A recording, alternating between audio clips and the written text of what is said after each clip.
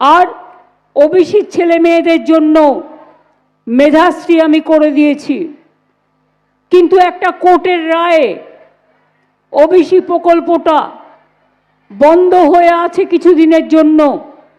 আমরা সুপ্রিম কোর্টে গেছি, রাজ্য সরকার, আমরা অনেক দিন ধরে চেষ্টা করছি, প্রায় 2-3 মাস হয়ে গেল। এর ফলে আমাদের সব রিক্রুটমেন্টগুলো বন্ধ আছে।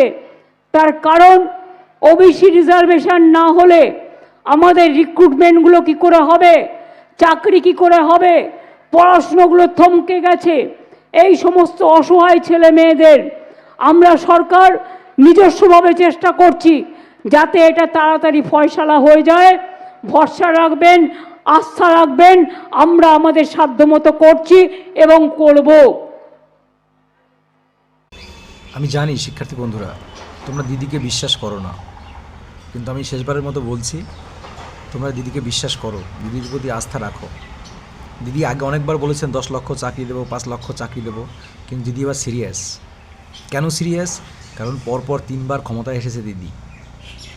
এই গতবার যেবার ক্ষমতায় আসলো কেউ ভাবতেই পারেনি যে দিদি ক্ষমতায় আসবে। তো এবার 4র্থ ট্রাম 26 বিধানসভা নির্বাচন, খেলা সত্যি হবে, সত্যি খেলা হবে। তো দিদি যেটা বলেছেন সেটা হবে। খুব দ্রুত নোটিফিকেশান আসবে। তোমরা যারা হবু শিক্ষক আছো, যারা ডাব্লিউপি অ্যাসপিরেন্ট আছো, যারা পুলিশের জন্য প্রস্তুতি নিচ্ছ, যারা পিএসসি প্রস্তুতি নিচ্ছ, তারপর তোমরা যারা আপার প্রাইমারি থেকে শুরু করে এসএলএসটি প্রিপারেশন নিচ্ছ, তোমাদের নোটিফিকেশান আসবে, খুব দ্রুত আসবে। ওবিসি কেসটা মিটলেই। আর ওবিসি কেস আমি সরাসরি লাইভে থাকবো, তোমরা অবশ্যই আমাদের চ্যানেল নতুন হলে ফলো করে রাখো, তোমরা দেখতে পারবে।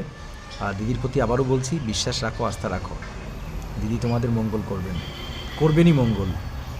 আর 26-এ খেলা হবে, কারণ তোমরা দেখো সমস্ত রিক্রুটমেন্ট আজ পর্যন্ত হয়েছে সম্পূর্ণ ভোটকে লক্ষ্য করেই হয়েছে।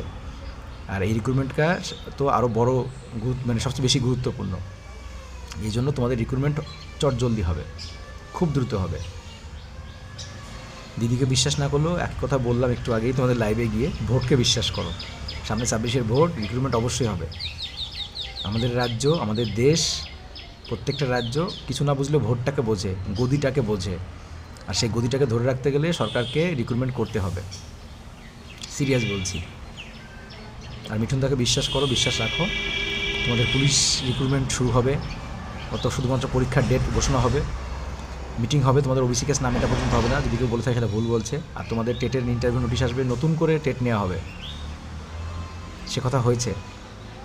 Please trust me. ভালো লাগলে লাইক করো, না হলে করতে হবে না।